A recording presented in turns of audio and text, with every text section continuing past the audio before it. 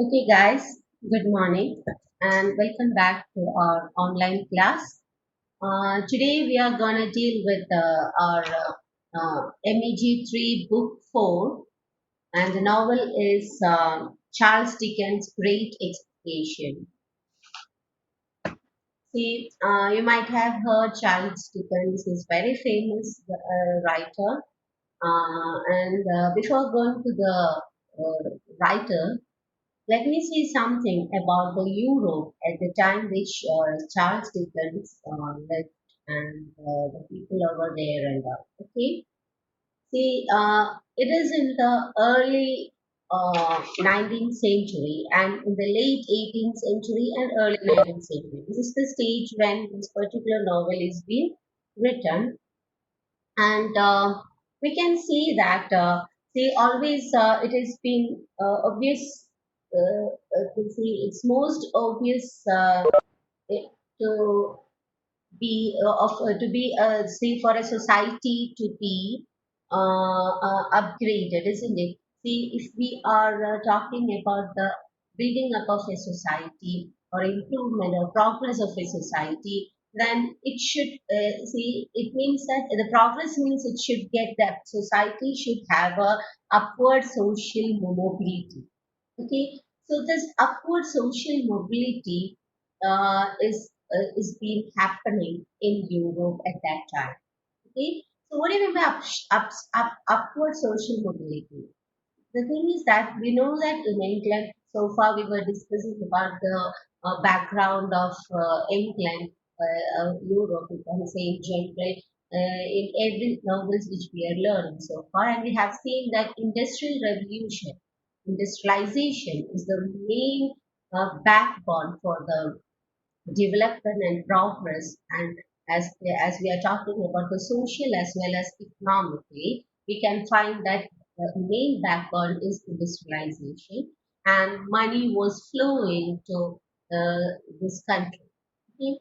And we know that colonization also did bring back home a lot of wealth from all the countries over the world, and they were the trading which they were doing with the people, with the countries of all over the world, and all by all these things. See what they have done inside the country. They started to build good industries, and see it was beefing up actually.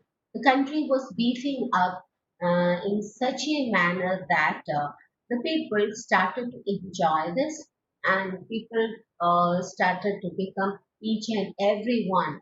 See, we can find that in the Victorian age. We are talking about the Victorian age when the Queen Victoria was reigning, and at that time we can find that it has reached to a very flourished situation. Okay, so the this upgrading or upward movement mobility of the society was happening in Europe within see it was in a great pace which was happening, and the main thing. And so what happened is that inside the country, they started to increase the wage of the people, and the wages of working class, and also many gigantically complex organizations were there, like railways and all. And this helped many working workers, not only workers, you can find that many job opportunities were open to not only the unskilled workers but also for engineers, many professionals, accountants, managers, and all. So high professional, say professional status or professional positions were created as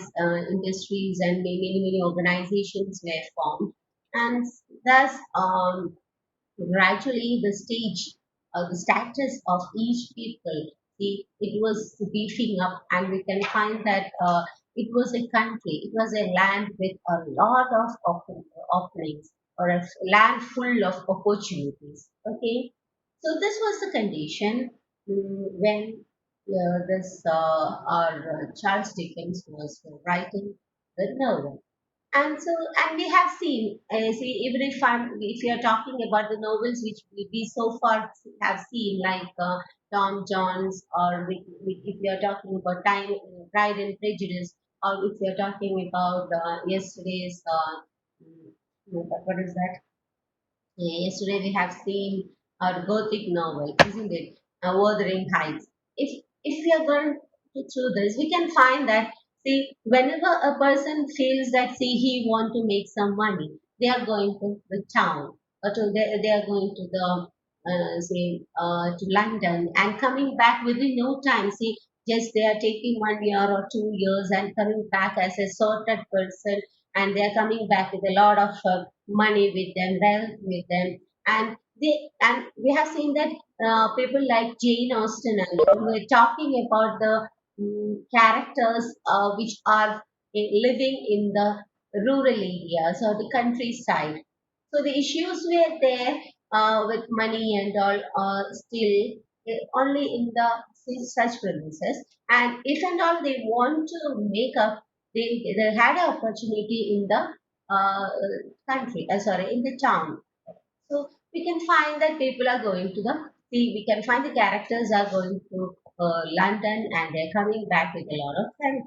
So this was the why because London was full of opportunities. So we can find that the center of Europe or England was entirely beefed up with social economical status, and it was full of opportunities were there for people who need to make money. And by this, what happened is that another thing happened, that people had in their mind, so many people made money, and gradually what happened is that they had a feeling of gentlemanliness. Okay, gentlemanliness. What do you mean by gentleman? Gentleman means to become, see, to live a very sophisticated life, to be seen as a really wealthy person in the outlook. So that's gentleman. See, earning money is not enough for them now. Now they are living the lifestyle. So the lifestyle was improved in such a way that each and every person were looking for the gentlemanliness in them. That is, they are educated. That is, whether they are dressing well, or they are living a very good life with their all the facilities and all the sophistication around them. So this was the next aim of the people over there. And in this particular novel, we can see that our protagonist, that is the name of the protagonist is Pip. It's Phillips, and he's been called as Pip, P-I-P, Pip. Okay, a very famous character which was being discussed by all over the world, because this is a very famous novel written by Charles Dickens, and it is being known by everybody actually in the world of literature. So you should know him. So here we can see that Pip has got such a feeling of he is in search of becoming gentleman. Okay, so and if you're coming back to the novel, we can find that Great Expectation. The title Great Expectation is giving you the whole idea that, yeah, that's that is the great expectations of Pip, the great expectations of Pip becoming gentleman, becoming settling up his life, making money, and settling his outlook. Not only making money, we can't see here making money. See, we have to leave from that. See, rather than making money and doing the things needed in the life, it has upgraded. So the social society mobility, I told you about the upward social mobility. So the upward social mobility, the movement has just stepped forward, and that people now they want to become gentleman. They want to become live a life with a lot of expenses, with a lot of see, we can find people as spendthrift. It's a lot of things are there to enjoying their life with a lot of sophistication and facilities, and a lot of what do you say, coziness. You can say that by having coziness in their life. So Here, Pip also is having such a mentality, and right from the starting itself, we can find that he has got many great expectations. So, this novel is all about the great expectations of Pip, the character, the central character of Pip, and we can find that he is behind these expectations. He's trying to catch these expectations and fulfill his dreams, and let's see what's happening in the end, whether he could or not. Okay, so that's the that's how this particular title is being said, and it is being related to the society outside. So I have always telling you that the novel is nothing but it's a reflection of the society in which we are living. So here we can find that Europe has brought up to us into such a social setup that people are now behind the general manuals, and for that they are creating, or they are making self improvement inside them, and creating a good personality inside them to show off a good gender manliness in them. So, say in your textbook itself, you can find a picture is there in page number 18. If you're going there, you can find a glimpse of gentlemanly lifestyle there. In page number 18, 1 8.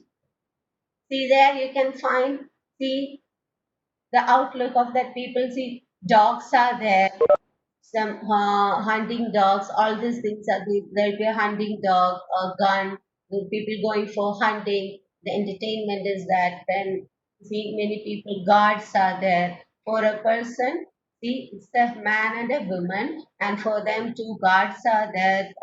See, they are out in the courtyard in a beautiful setup they are living, and two dogs are there for them. Likewise, a very sophisticated life, and the outlook dressing, wearing a good hats and all, and everything, the dressing styles, all those things. Okay, the lifestyle has been improved a lot there. So that is the gentlemanliness, the self-improving hero, and the problem of gentlemanliness. So here you should read this.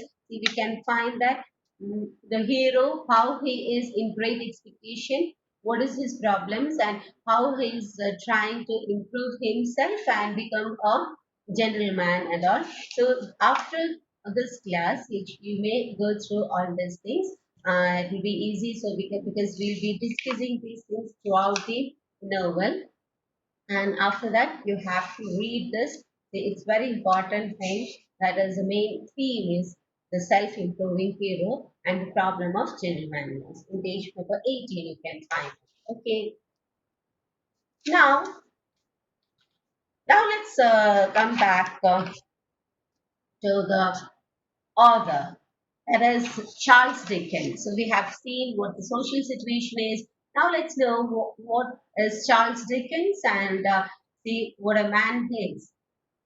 Charles Dickens, we know, see, we can find that in his novel mostly, we can find common people, that he deal with common people, their lifestyle and all. Then he always put a social problem forward, and a mission of art for, so see his writing is a mission of art for the sake of society, okay, for a social sake. And his literature is a platform to eradicate child abuse. That's another thing. See, always he uses his literature to eradicate, it's a platform to eradicate child abuse and child labor. So we can find why it is so, because he is much concerned about children, their life, their childhood and all, because he do had such experiences in his life, and his childhood was actually stormed one, and his parents were sent to prison, and he was completely homeless actually. His father, he had was caught, and his parents, they were indebted, and they were, just because they didn't have enough money to pay back. There was workers and they were so as they were indebted, they were sent to prison, both mother and father, and he was alone. He was deserted as a single guy, as a small boy in the society, and from there, so he was completely homeless. We can see that see. I'm not talking about a character, okay? I'm talking about the real Charles Dickens. And so he was completely homeless, and it was in Victorian era that he pressed, that is, he was living, and see, we can find that he even has done shoe polishing and much other works like that. And again, he was taken to his aunt's house to be brought up, and then from there also he has undergone a lot of problem issues in his childhood. So we can find that uh, Charles Dickens' childhood was a lost one. Okay, it was a stormed one. And this may be the reason why he was much concerned about the social, that is another social issue, that is child abuse or child labor. And actually speaking, that was a great issue at that time. The child labor in industries and all, you can find that small children were made to work at the chimneys, and the great big chimneys, not a small chimney, big chimneys of industries and factories and all, and they were asked to clean the chimneys, and they were asked to put the poles and all. They were working in the very hot, very extremely hot, that is surrounding, that is the surrounding of chimney, and it will be completely soothed. And see, it was see, they were neglected completely from good education, and also a lot of children were there. They were who were poor, or the children of working class people. We can find that a lot of child abuse and child labor. See, we can find in that particular era, in the industrial revolution. So that was a great issue, as we were talking about the high class people, so that people are, if you're talking about the society, see, I told you it was moving in a upward direction, but we can't see that. See, actually the real society means everybody should get it, but the poor were still having many issues like this, especially the children of poor family. They were brought to the working place, and they were made to do big labors and all, very tough labors, and such things that we can find. And so his experience of child labor, okay, especially blackening of shoe polish and all, left his studies. So he couldn't learn more. It left his studies, and actually in a blacking warehouse. He was working in a blacking warehouse. So, and it is in the Victorian era that he crested fame. That he became anyway, he became a writer. He learned by himself and became the second most Victorian writer, and became a synonym for a Victorian era. Okay, so he has grown to Charles Dickens, the socially well-known Charles Dickens, after a lot of such experiences in his life. So we can find such reflections in his. Many of his writings are autobiographical. If you are reading Copperfield, David Copperfield, actually it is completely about him, his childhood. It's autobiographical novel. So if you want to know more about Charles Dickens, you may read that. See, actually, it talks completely about his childhood. And now let us see which are the main works of, see, actually his first book, Sketches by Boz, and was in 1836, Sketches by Boz. And he signed some of his books, most of his works, as Boz. Okay, it was written as Boz, Boss.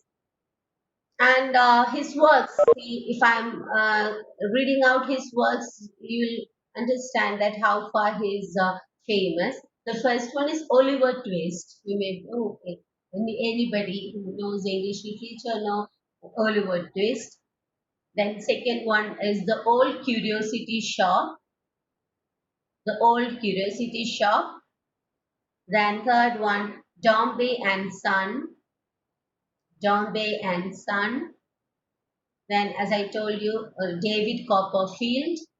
David Copperfield, actually, it is Charles Dickens. Okay, D and C. It is C is for Charles, and D, the D of David is for Dickens, and he has just twisted the name and given David Copperfield. Actually, it's Charles Dickens, his autobiographical novel. Always this has been asked in set examination and net examinations and all about this David Copperfield. So don't forget that it's the novel written in a autobiographical manner by Charles Dickens. Okay. Then comes Bleak House. Everything's everyone, each and every novel is good enough. The next one is Bleak House. Then A Tale of Two Cities. Very good novel which reflects the revolution that is which happened in the that is in the whole the world. We can find that revolution, how was it, and the peasants revolt, all these things are being picturized in a very effective manner, and it talks about two cities, France and England. It's too good novel. Okay, then comes our novel, that is Great Expectation. So far we were talking about the novels written by Charles Dickens, and we have found that he has a lot to say. He has a lot of novels to bring before us. Anyway, now let's talk something about Great Expectation. Now, it was first published in a serial way, it's a serial form, and the narrator here is Pip, the character Pip Philip.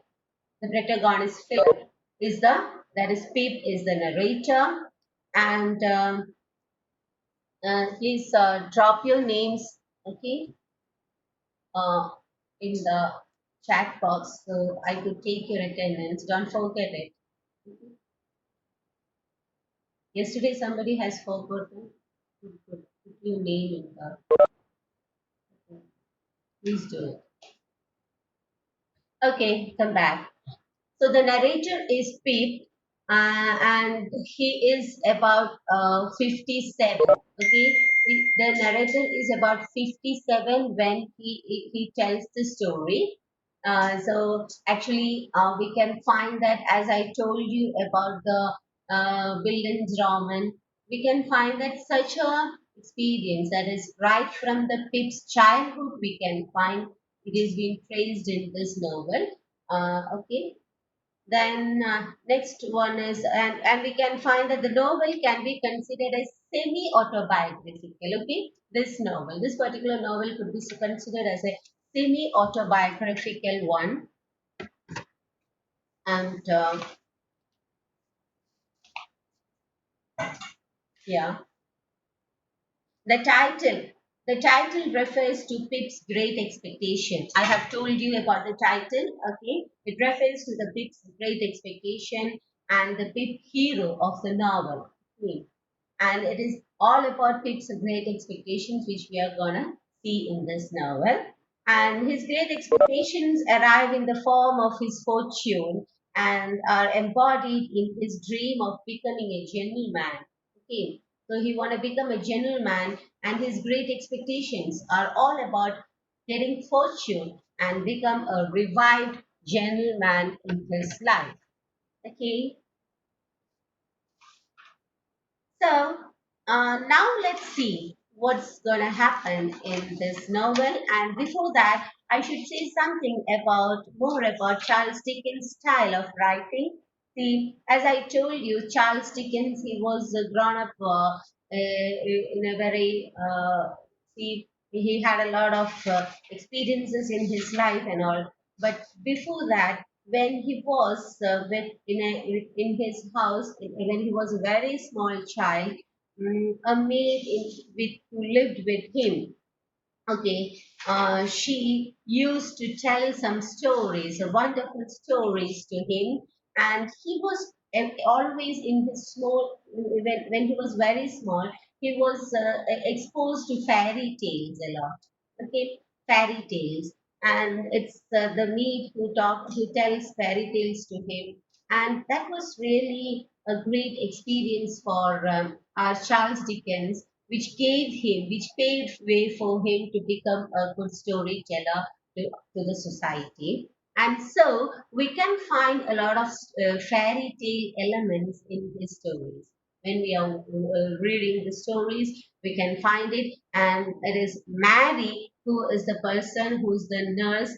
And there's a story like nurse's story. If you're reading it, you can find the Mary who worked in Dickens' household. So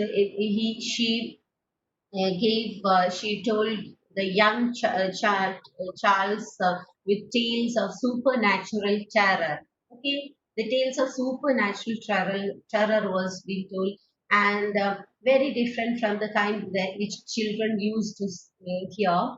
And so which gave him a great imaginative power to build up a great imaginative power in his mind, and this was actually the platform or the base which gave him to become a great storyteller or a novelist like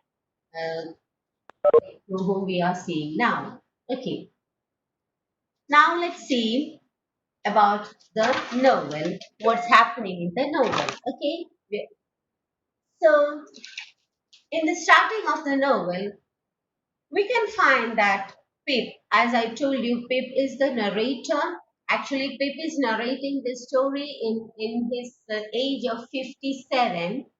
As a narrator, he is narrating it at the age of 57, and he is recalling his childhood. That's how the story is going. And so, in the opening of the story, we can find that Pip is sitting. Okay, Pip is an orphan, and the situation is that Pip is an orphan and he is being brought up by his sister.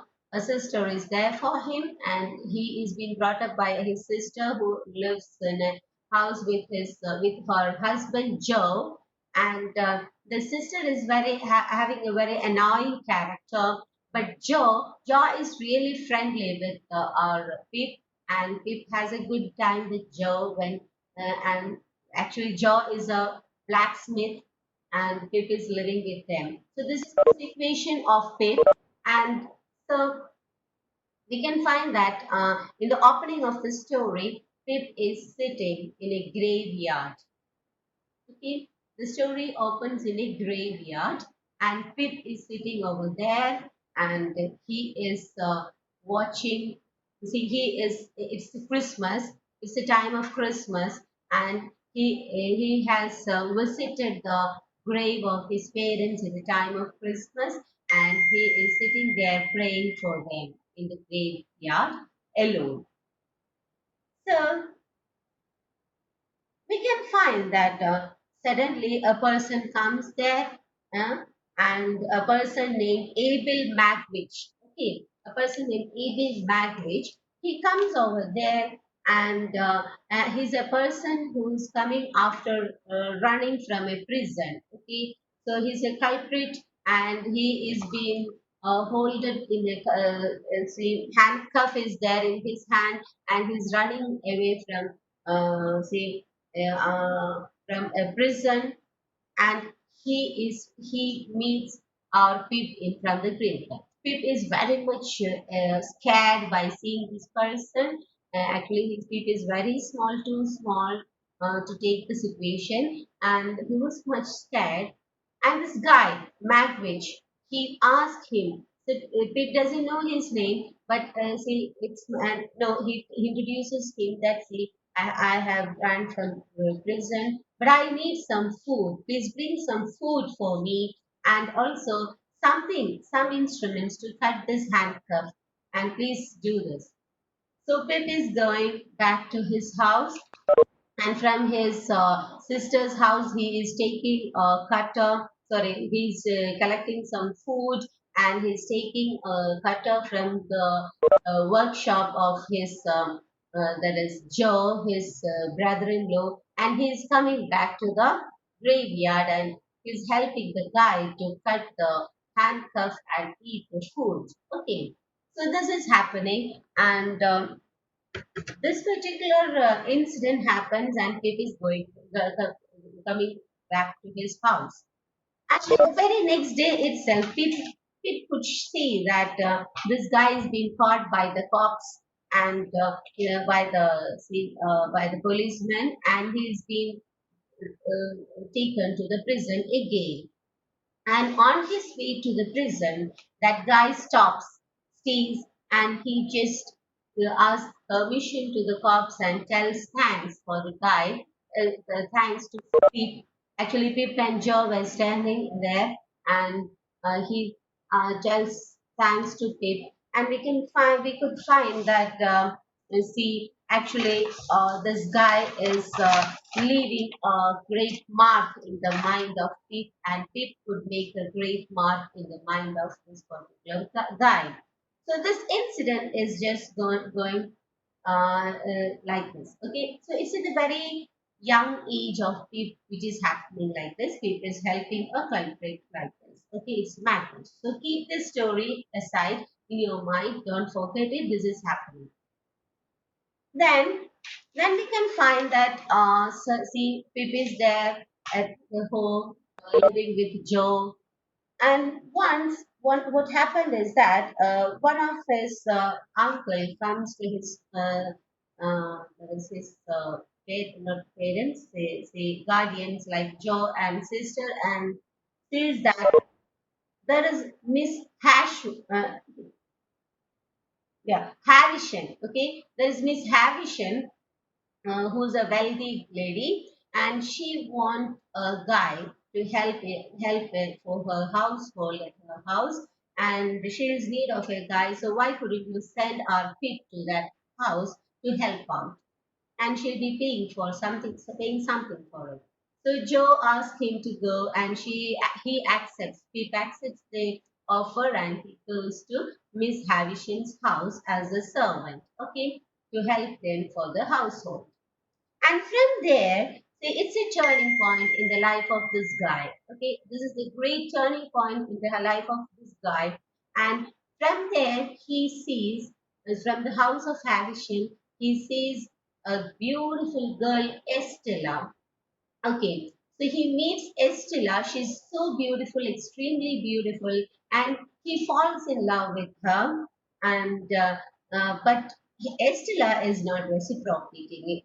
See, she has a reason for that. Okay, so Estella, Pip sees her and he falls in love with her, and from there, once he just proposes Estella, but Estella tells him back that see, Estella is a very proud girl. She was grown up, she was groomed up by this Miss Havisham in as a proudy girl, and she tells her she rejects this offer, telling that no, I can't marry a boy like you who comes from a very low strata of society. See, you are a servant. I can't marry you. You are not educated. You are not well sorted. See, I can't marry.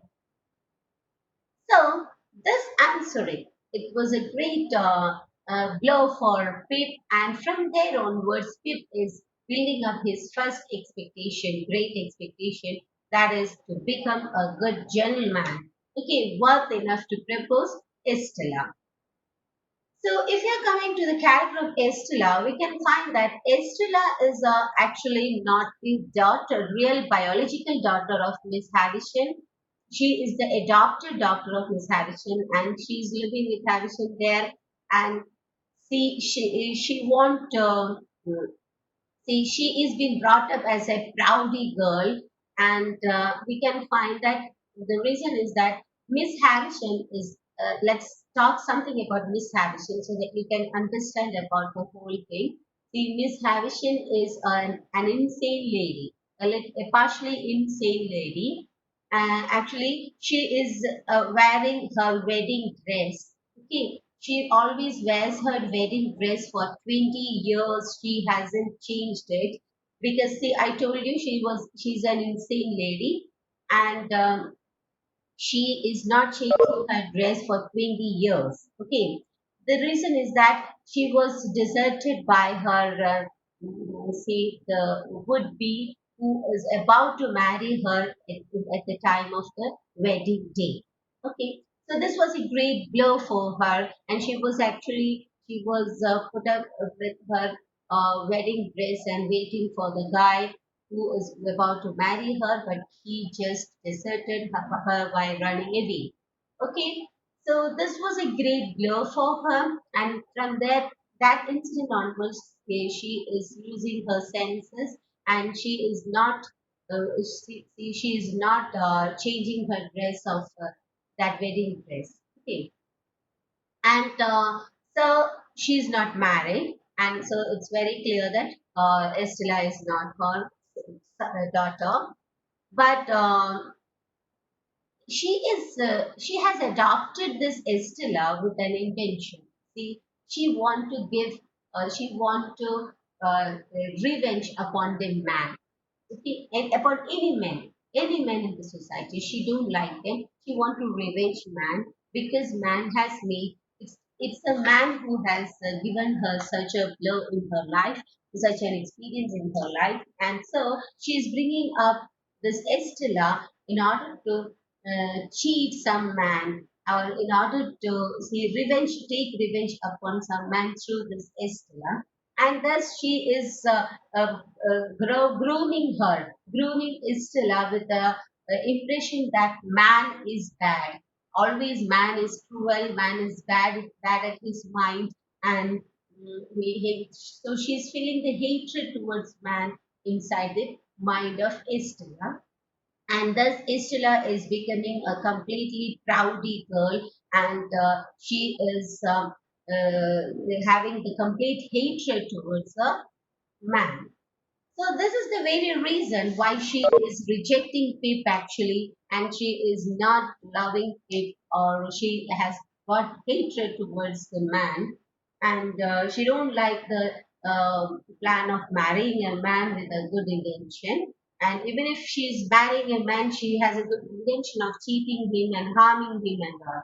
Okay, so this is the reason. This is the story behind this Estella and Miss Harrison.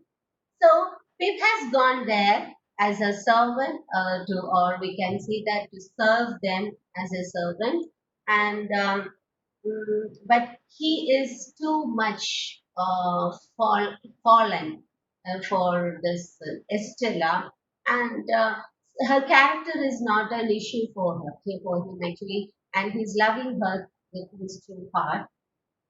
But Estella don't want to marry, and so now we can see that Pip has got a great expectation inside his mind, a plan of the studying, okay, a plan of getting educated and making more wealth and becoming a gentleman himself with a good outlook and become worth enough to become a man worth enough to propose the girl lady or girl Estella. Okay, so this is the only intention inside Pip now. So Pip works hard. Okay, he started to work hard in the house of Havisham, and so here is the you have to mark the first great expectation of Pip. Okay, but see, he keeps on visiting Miss Harrison's house, and whenever he visits, he keeps on meeting Estella. But Estella always puts him down, telling some comments or she insults Pip in a very bad manner, which actually, so this insults and these incidents which Pip is having, actually, this was being enjoyed or this gives a gratification for whom actually the Miss Havisham, okay, who actually want who sees that yeah, Esla has grown as I have wished. She is insulting man and all. Okay, now by this, Pip decides to study hard, okay, to earn more, to become worth enough to propose. Now, this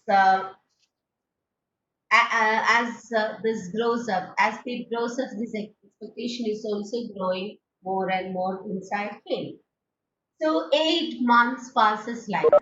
Okay, 8 months passes, and and the great expectation inside people has grown, rise, and it has grown as he thinks that as he the life would have been different if he was educated and if he could earn more and become a gentleman.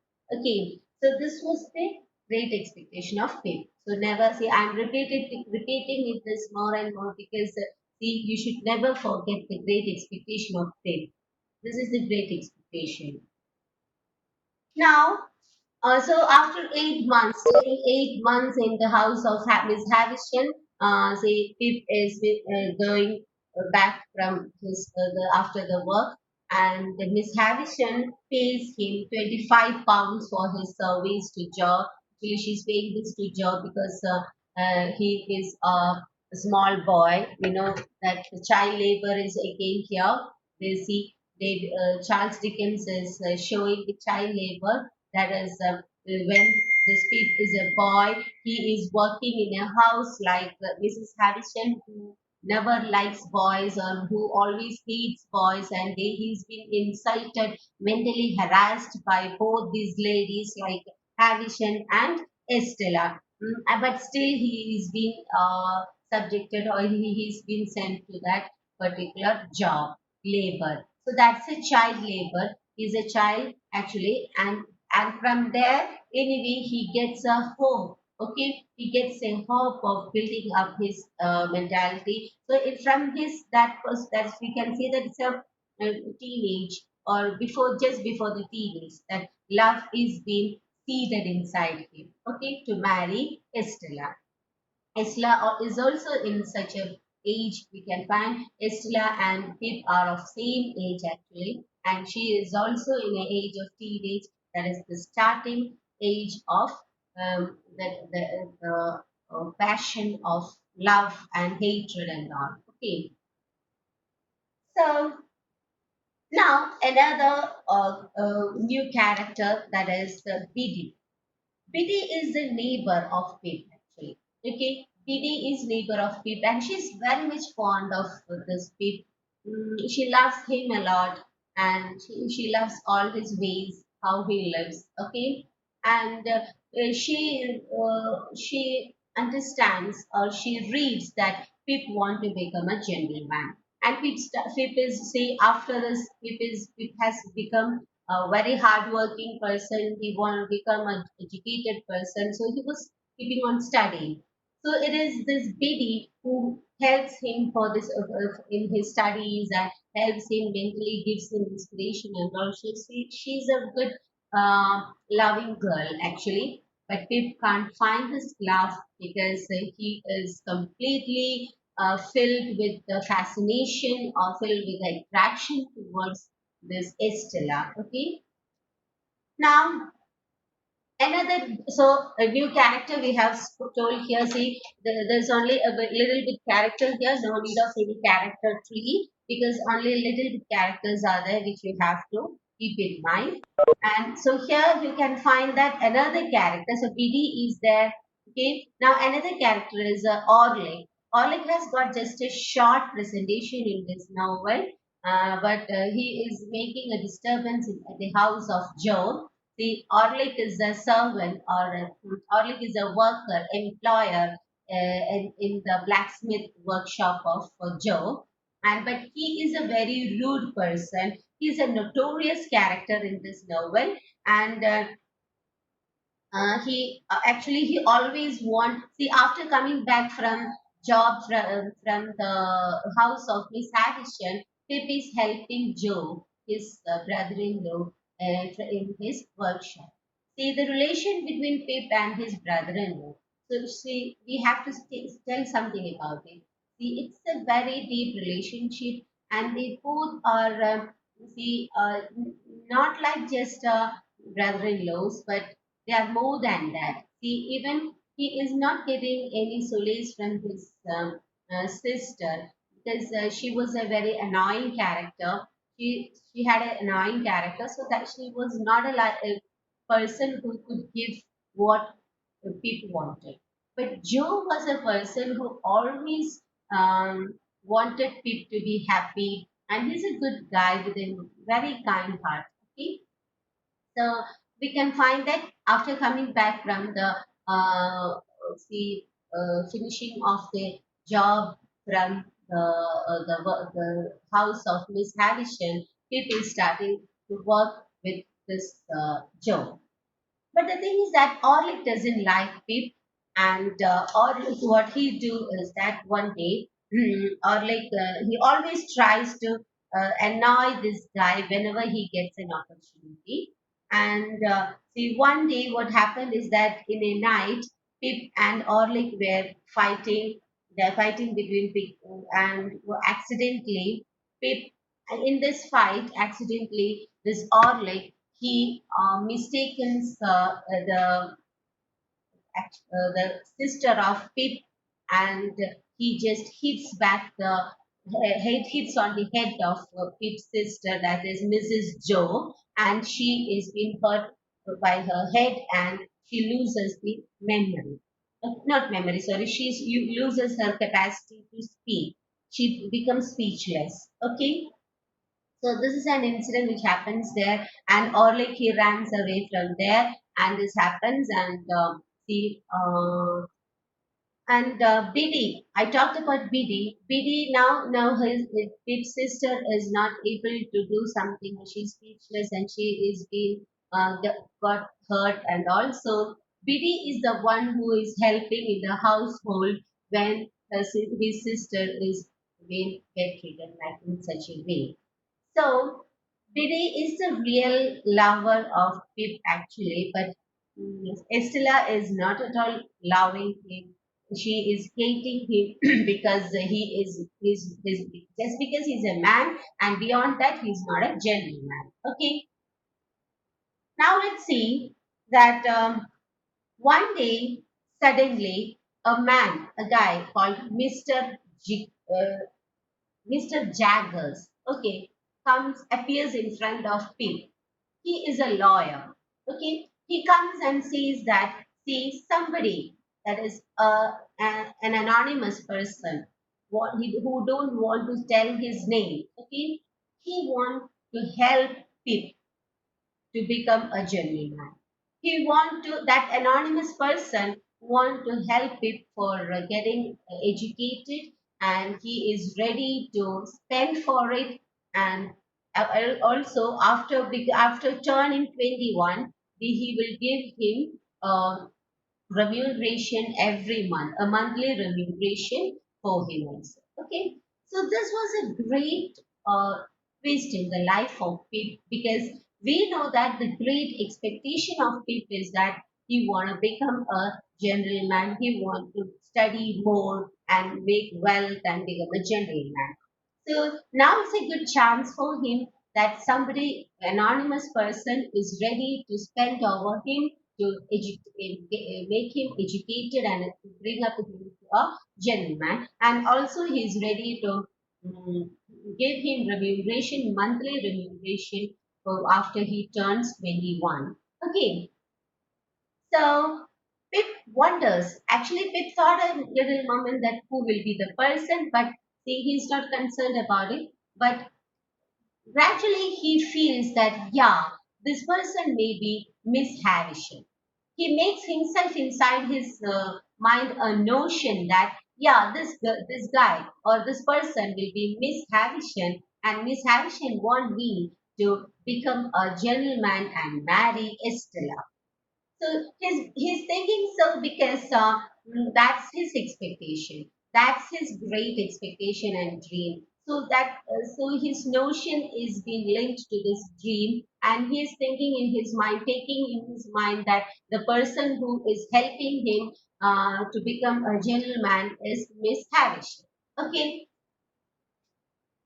but and now Pip starts to now Pip is ready, and this guy, Mr. Jaggers, the lawyer, tells him that he has to move to London to become a well-educated person, and he should have his education from there.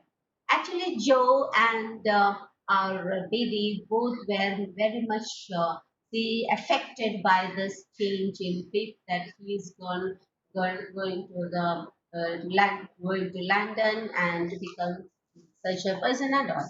Anyway, they allows because they always love him. They want to see him in his own way, and thus Pip is going. Okay, and he starts pursuing studies over there. Okay, in London, and from there he finds two friends, new two friends, and that is Herbert, and another one is Wimmick. Wimmick and Herbert. Herbert, you have to take in mind because Herbert is a good character who comes throughout the lesson, throughout the novel hereafter. So we have to take that name Herbert, who is the friend of Pip from the London.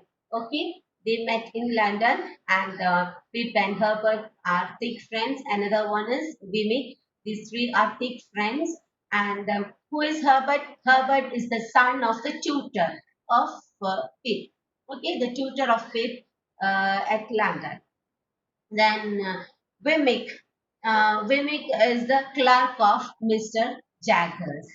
So we know that he has went with Mr. Jaggers to get educated over there, and the Wemmick is the clerk of Mr. Jagger, and we can find that is Herbert, the son of the tutor. So now we can find a position that Pip is gonna become a journeyman. The first step of becoming a journeyman, that getting a good education from a place like London is going to happen. Okay, and it was Herbert who tells him that. So Herbert tells him that, see, uh, Estella is an adopted girl, and she is not the real daughter of Miss Havisham and all. Till then, Pip was not knowing all this stuff. So it is Herbert who tells all these things to Pip. Okay, and also he tells that she was groomed as a person, such a manner to cheat man, and also to take revenge for the sake of Miss Havisham. So Pip understands that why these guys or these ladies were behaving in such a manner to him, and why they are not reciprocating love towards him and all. Anyway, his love is not going to deteriorate. He is keeping on loving her. His expectation is there to marry our Estella, and love, not only loving her, to marry her, okay, and say after becoming a gentleman. So he is carrying on his studies over there in London, and we can find that Pip turns 21, and we know that what happens when he turns 21. Mr. Jaggers has told that anonymous person has promised to give him remuneration, monthly remuneration, as he turns 21. So now he's getting enough money in London, and think it's London, and he's getting enough money. And as I told you about the society earlier, we discussed about the society of London at the time when this particular novel is being written. It's a town, especially London. It's a place where great opportunities were there. Opportunities for everything, not only for getting educated, but for a good life, for a cozy life, for enjoying life, everything, every entertainment, everything was there. Okay, you can find everything in the world of London. Okay, so gradually, what happened is that Pip is getting Now he turns 21 and now he's getting remuneration without any hard work. He's getting money and he starts spending in such a way that he becomes a spendthrift, and he was registered in such a lifestyle that he couldn't get out of that. Okay, he entered to all the sophisticated manner of living, and actually this monthly money which he's getting was not enough for him now. Okay, and now he started to take lend money from others, and he become an indebted person. This was happening. Okay, so by this time we can find that Pip is a little bit losing his grip upon his all his uh, see all his dream and all his expectations in his life, and he is just enjoying over there.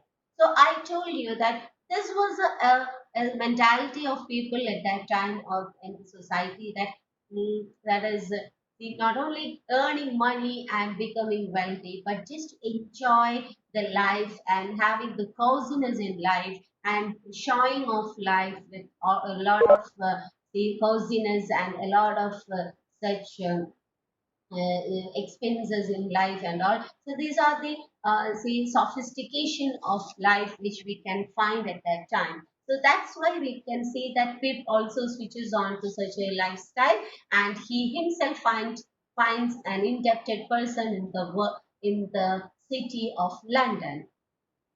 So, and in between, and meanwhile, we can find that Joe is coming to Joe, the brother-in-law. Don't forget about him. He is coming to visit him, but he neglects him. He ignores him because he don't want. See, it was changed in such a way that he felt himself as a gentleman, and now he don't want to make any connection, or he don't want to show others that he has got a route from a countryside, like from where he's coming. And whenever if Joe is coming and meeting him, actually he ignores him, he never entertains him there, because he don't want to make a connection with a countryside person like Joe. Just think about Joe, the relation of Joe and Pip in his childhood. Joe was the only person who gave all the solace and all the care for the Pip.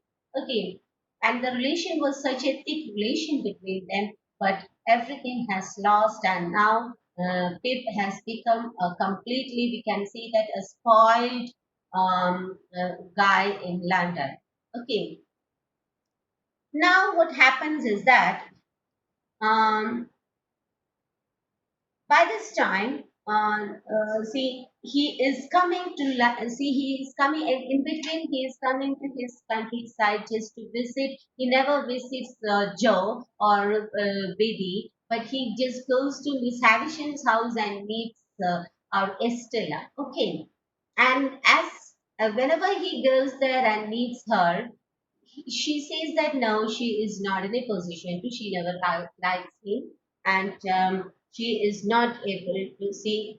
She is still uh, hating Pip, and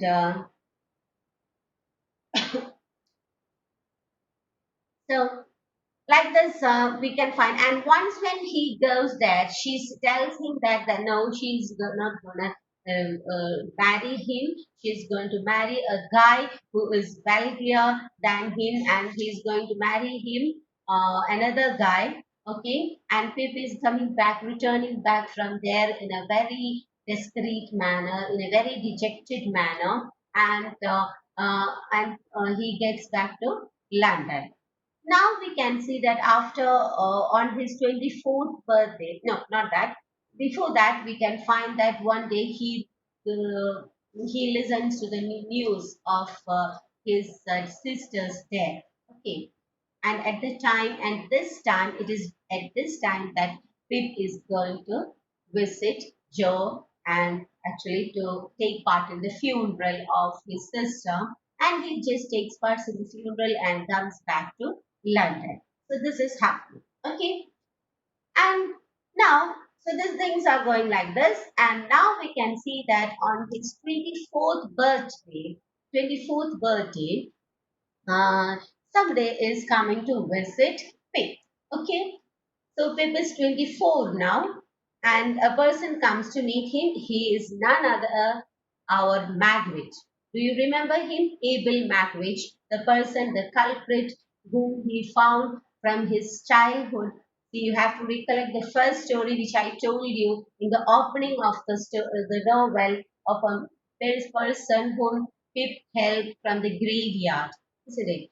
So that person was much indebted towards him as he fed him in his needed time. So Magwitch is coming back to visit our Pip, and Pip finds out now that it is Magwitch which is the anonymous person who was helping him so far for getting educated and becoming a good general man. Actually, this news is astonishing our character Pip because he was in an expectation that Miss Havisham is having inside a plan of making him gentleman and getting him married to Estella. But all these things, all these expectations are being broken here when he reads that the Miss Havisham is not in a see, she has got no hand in helping him so far, and they see all his plans or all his notions about the person who is helping him is completely broken, and he comes to know that it is marriage. And also, he's much annoyed to read that see, such a culprit is helping me. Why? And also, see, it is by this culprit that I am getting educated and see with no reason and all. So this was the conflict inside him. Now, so now we can see that the great expectation is being broken, and Macfish is being searching by the cops as he still has many charges in London. Okay, actually, now actually he is at this particular juncture of story. We can find that Macfish has gone to Australia. Okay, after running away from the prison, he could find himself in Australia, and he earned much from there. And it is from there that he is helping this guy through the lawyer, Mr. Jaggers. Okay, so he has got good business over there in Australia, but he can never come back to, or he can never come to England because he has got a lot of charges here. And and so the cops may catch him and put him to the prison. So now he comes to visit Pip. He wants to see the only person whom he knows in his life is Pip, and he wants to visit him. And he comes to London, takes the risk of coming to London and visit Pip. So now Pip is feeling indebted to this guy because he is so much loving him, and he has taken him to his heart and all. So Pip and our Herbert, I told you the friend of Pip, these both people, they decided to help Macwitch to get out of London safely. Okay, and they are in a plan to save this Macwitch to and help him to get out of the border of London and reach Australia. Meanwhile, we can see that in the conversation of this Macwitch and Pip, he could understand that Pip could understand that the person called Compeyson, okay, Compeyson, he is the person who is cheating Macwitch. Actually, Macwitch was forced to do some wrong things, and after that, later this Comsey, he betrayed him. And now Macwitch is being caught by the police, and he is the one to answer for all these wrong things which he has done. So he has not done it with complete knowledge. Actually, Compeyson has cheated him. And again, he could understand from Herbert that the Compeyson is the very person who has deserted Miss Havisham. Okay, so we know that Miss Havisham is wearing her wedding dress and she's not changing it because he hates the whole mankind, not mankind means men. She is totally hating men because just because of this person who deserts her at the time of her wedding day. So Compeyson is a man who we can see that he's a mean guy and who is a betrayal here. Okay, now that we can find okay. Then now we can find that Pip again visits Havisham. Okay, Pip again visits Havisham's house and again he proposes Estella. Okay, now Estella is in a strong position that he knows she is not going to marry Pip and she is marrying that rich person. His name is Drumel. Drumel. Okay, Drumel. And his no, she's not married him. And see, this time when he goes to Estella, he finds something very resemblance, some close resemblance in the face cut of Estella with somebody else whom he knows. Okay, so see, but he couldn't recollect. He can't recollect it completely. That who that person is, but somebody is being some face is closely. See, Restella resembles some face who is Pete knows, but he can't sort it out who the person is. Okay, now he comes back. Now, Pip once, when he was having dinner in the house of Jaggers, okay, now he comes back to London and he's in the house of Jaggers when he was having dinner at Jaggers. He happened to see the servant of Jagger, Miss Molly. Miss Molly. Okay. And as he views Miss Molly, he could understand that he could recollect the face that which resembled this Estella. That is the face cut of Molly. And he gets to know that Molly is the mother of Estella. Okay. And Mr. Jaggers, he has given this child of Molly to our Miss Havisham as to bring her up. Okay, so and again he could understand that Magwitch is the father of Estella because Molly is the husband. Molly's husband is Magwitch.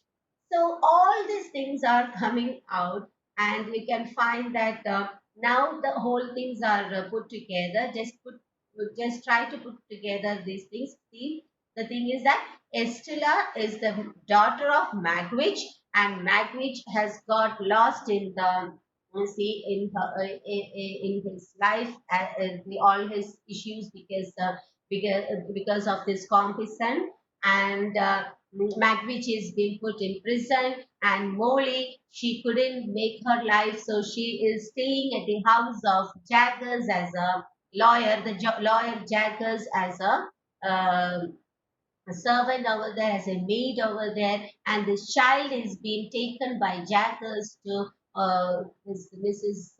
Havisham, Miss Havisham, who was in need of a girl to adopt.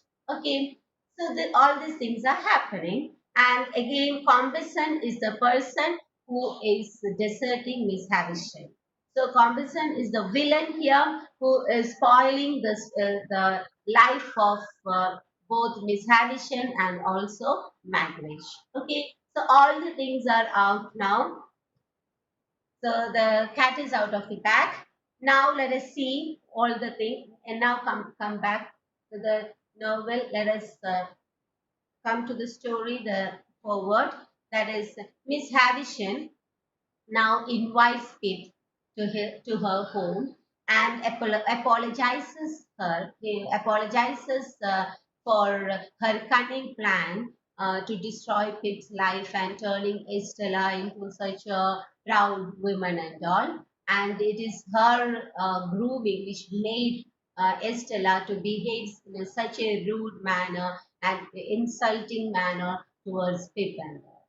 So anyway, she's very much regretful, and she want to see she apologizes, and actually Pip he gives actually Pip was he's readily he forgives her, and as the conversation was going between them, what happens is that suddenly the when she takes him to inside her house and shows him the room where the cakes are being cut in a very unsorted manner it is being, and see that's the wedding cakes which is not being cleaned so far, and she's stuck in that particular day of her wedding day actually, and suddenly what happens is that her wedding dress caught fire, and Pip tries to help her, but she dies. Okay, so this is happening. And by the time the marriage of Estella and the other guy, that is Jumul, has happened, in this visit, Pip could understand that, and he's totally broken all his expectations now. See, he has become an indebted person now. All the wealth has gone. See, he had a very misplanning in his life. He couldn't build up his life, though he got a lot of money with him and a good opportunity to learn and become a general man to make it up, and again all his expectation to become to become a general man and marry Estella his lover, see it is also broken. So now we can find that the guy who has brought up a great full of great expectations, all his expectations are being broken at this particular juncture of the story. And now,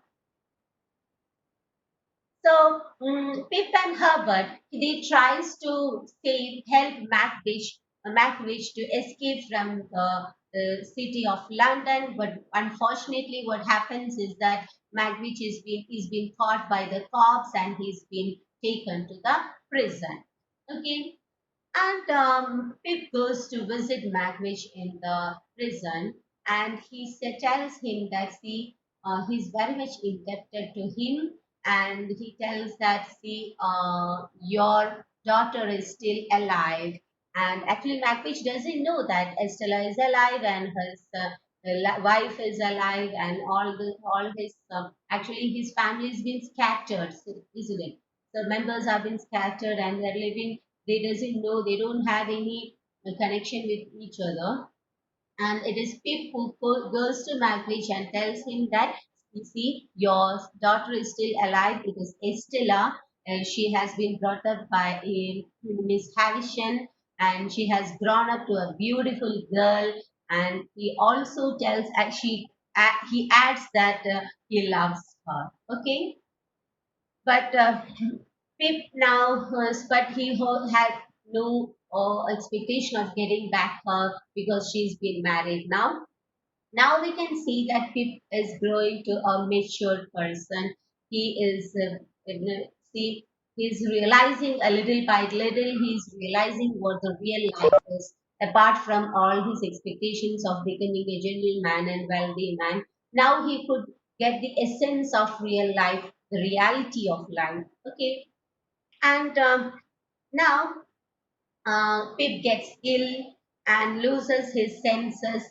See, he gets ill and loses his senses, and he's being bedridden in the city of London. And it is Joe who comes back from country, from his country place, and comes to the London, and he takes care of him. And after he clears all the debts of the PIP which he has made in London, and again he takes care of him, and as he recovers, okay, as Pip recovers from his health from his illness, Joe goes back. Okay, Joe returns back. So this particular episode, that is Joe coming and see clearing all his debts and also taking care of him. It again opens. It's an eye opener for Pip, and it also gives Pips a great glimpse. See, somebody has unmuted. Mute your. Who's it?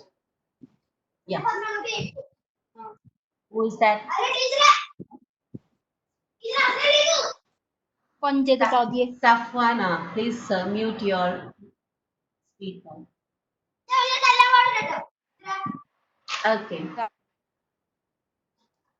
So we can find that Pip, with all these experiences, see, here actually Charles Dickens is giving us a good message that see, really, these great expectations which a person is building up to become a gentleman and giving an outlook and living a sophisticated life, this is not all about life is, but life is with a lot of experiences and good people around us, and to realize the goodness of people around us, and to realize that who is the real person who loves us and who has the goodness inside them is the real success of a person. That realization is the real success.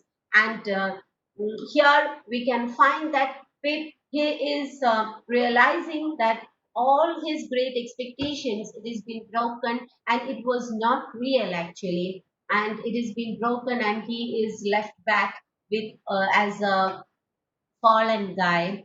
And now that he realizes that, yeah, the person who really loved him is Joe. And now he gets back to the memories of Bibi.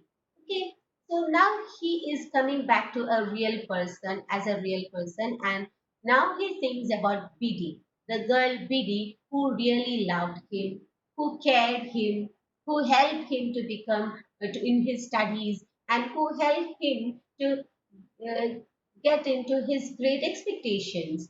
So, who gave him a great inspiration in his life and who was a helping hand in all his, see, in all his positions or all his, what to say, junctures of life. Okay, we can find that whenever his family was in need of a help. See, when our Miss Miss Joe, Mrs. Joe, that is the sister of Pip, was in a need of help in the household. It was Biddy who helped her, isn't it? So we can find that Biddy was the real. We know that Biddy was the real. We readers know that Biddy was the real lover, but Pip is just realizing it at this particular juncture, and he now thinks of marrying her. And he goes back to his countryside, and from there he could discover a very big news, that is Joe has married Biddy. Now again an expectation is being broken. See, but this time he is not that much affected because he loves, he's very much indebted to Joe, and he is happy for them anyway. And see, now this time Pip again returns back to Herbert. Okay, he returns back to London to Herbert, and he leaves all, gets rid of all the notions or all the plans of becoming a gentleman and all. He just get back to his work, and he starts working very hard in his company, and he was completely indulged in working hard with Herbert in London. And after 11 years, okay, 11 years passes by, and Pip comes back to visit Joe. After 11 years, Joe and Pip, okay, he comes back to visit them, and he says that he's very much surprised to see that they have a child who is very much resembling who the Joe, sorry, Pip itself, okay, and he tells Biddy that now he is well settled actually, but he don't have any plan of marrying anybody and settling in the life in such a way, because he can't find such a thing. Uh, he can't find such a settlement in his life. Okay, and all. Then see again when he comes to this countryside, he always want to visit Miss Havisham's house. See, now Miss Havisham is not there, and Estella is being married. But again, he goes to the house of Miss Havisham, because his true love, Estella, it is haunting. Her memories are being haunted. He is still inside him that though his expectations are broken, he has an affinity towards that particular place where he could find his first love. But from there, fortunately, he could see Estella. Now Estella is there. Okay, Estella is there, and she tells him that actually she had a very bad days with her husband. He was very torturing guy, and the days with him was really very difficult for her. And eventually he dies by that her husband dies by falling from horse. So now, and again, Estella apologizes for her mean attitude towards Pip, and which she has shown. Always she has insulted him, and many a time, Pip had come to Estella and proposed her. Okay, again and again she rejects and insults him, but again and again Pip had made attempts to check whether she will change her mind. But at last, even after such attempts, she is taking a decision to marry a wealthy person like you see, what's his name? The name of that guy is Junior.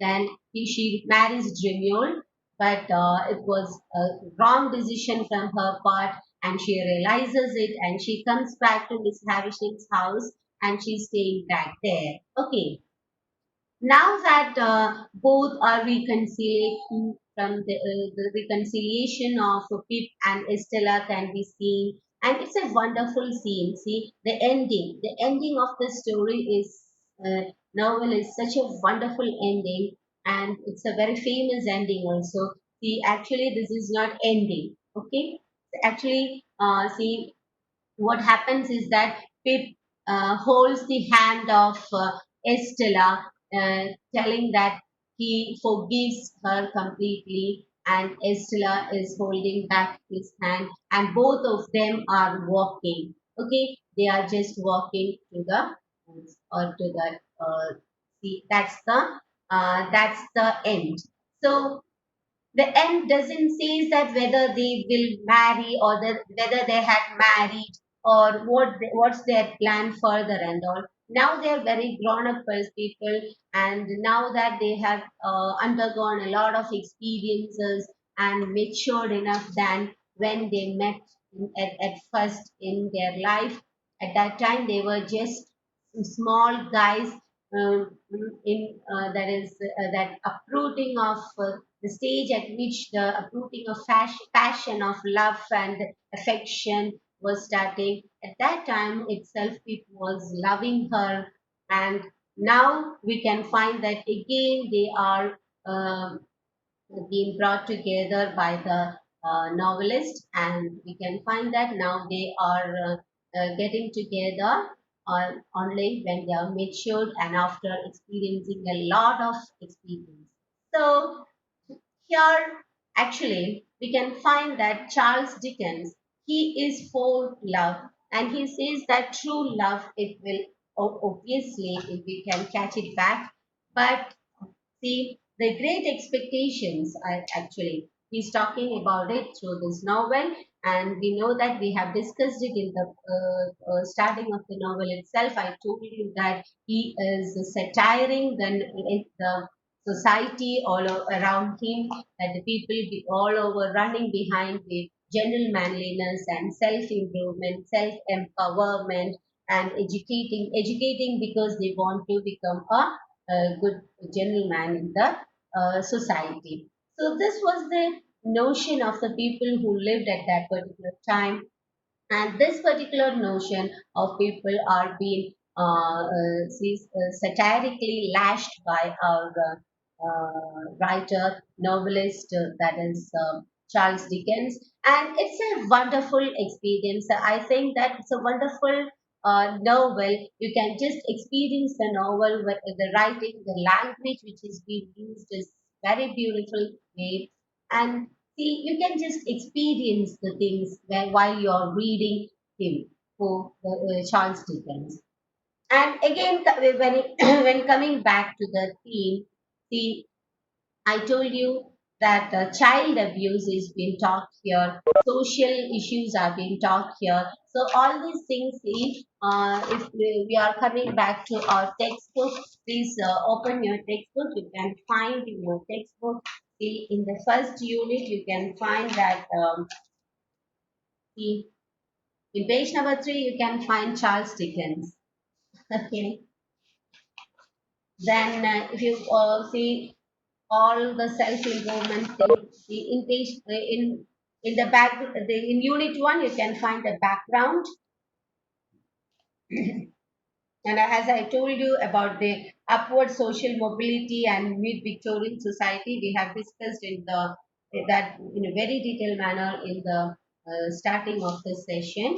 And please don't miss it. Read it. All things we have discussed here. Anyway, read it once more, and you should write this particular comment of upward social mobility and mid-Victorian society. This is the situation at which this novel is been set up and at which the Charles Dickens is living. So you have to write about this, comment about this. So please read this, never miss it. It is in page number 10. Okay. Then you see, read here, that is page number 13, The Great Expectations and the Fairy Tale. I told you about the style of writing of our Charles Dickens, and I told you some elements of fairy tale comes always, and what's the reason behind it. That is, his nurse always read fairy tales to him in his childhood, especially some supernatural terror stories by which he had a great imaginative power inside him, and you can find that that's how he has been brought up to a good writer or a good storyteller now. Then in unit 2, you can find that, see, in page number 18, as I told you to look the picture there, you can find a glimpse of gentlemanly lifestyle is shown here. See, that's how the hunting dogs are there, or the pet dogs are there. See, some are keeping hunting dogs who are interested in that, or else they are keeping pets, and many see many guards and servants will be there at their home, and their house will be in a good setup and all.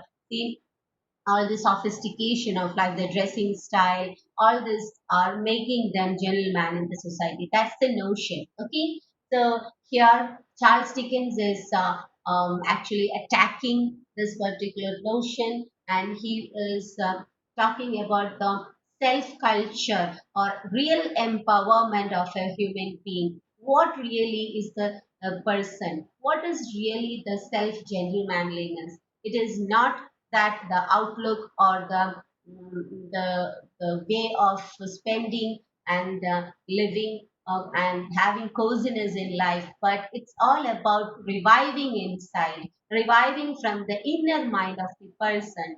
So through Pip, if you are traveling through Pip, we can find that Pip is been getting revived through many experiences, isn't it?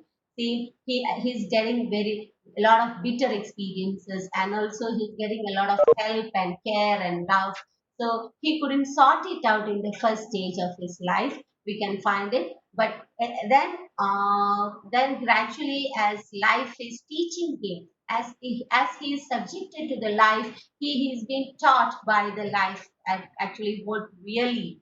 the life is and what really it means to be gentleman from your inside. Okay, self-empowerment. So gentlemanliness should come from inside, not the way how you're living, not the lifestyle of a person, or now not how you are spending your money, making money and spending, and not that which is making you real gentleman, but the mind of a person, the attitude of a person, the revivement of a person is the refinement of a person is the real gentleman. Okay, then so that you can find, and so never miss this particular area, that is page number 18. Just read it. Then 20 also read, see the self-improving hero and the problem of his past. See, very important. See, actually we have discussed everything here, so here you can find some quotings are being given from the story, and you can find that how you can see, you will get an idea the structuring of sentence and all to write a good essay. Okay, so while writing, while reading this, keep a book with you and try to make out points out of this while reading. So now you know the story. See, in your study material, the story is not being given. And you may get story from outside, but the related comment of the story we have been seen so far. See, we have actually criticized the story and we have told it so far. And now you know the things. Okay, now you have heard the thing. Now, after that, you have to read this particular text. See, it will give you a lot good, good stuff to write your essay in a good manner. So please do it from your home itself. Prepare a good essay with complete points in it so that any question could be answered through this essay. Okay. Then comes see page number 22, gentlemanliness and love. Then it's very important. See, please never miss this particular unit. Read it. Now it will be easy for you to understand what you are reading because you know the things now. Now, page number unit 2, unit 3, page number 27, you can find improvement and disintegration. The progressive educative plot and self-integration. See, we told about it. See, what is actually improvement? And disintegration is also being seen here. So, in the life of Pip, through the life of Pip, actually, Charles Dickens is taking us through all these issues of life. Okay, all these problems, as we have seen, the self-improvement and see the disintegration is being given. We can find disintegration in the life of our Pip, that everything we can find Pip that as a deserted person by as if he has lost everything. Then afterwards he is after opening up his eye, he is trying to knit back his relations and all, isn't it? And that's the improvement which we can find in his life, and he gets improved, and that's how after the real realization is that he could get back his love, he could get back his life. Okay, so just read it, and see in the next lesson, you great expectation and fairy tale. See that we have just mentioned. If you are interested to write about the style and all, you can read it. You see, you can find realism and fairy tale a comment. There you can just uh, put some points in your novel. It will beef up your novel. Sorry, not novel. Sorry, your essay. Okay, it would beef up it. So you can just write it if you are interested. Okay. So that's it. This particular unit is all about the fairy tale and the relation between the writing of Charles Dickens and fairy tales, which he has heard in his early life and all. So that you can find here. So you may comment on it. See about the realism and the see supernatural elements in fairy tales and all. See, it could be seen here. Now, then crime and respectability.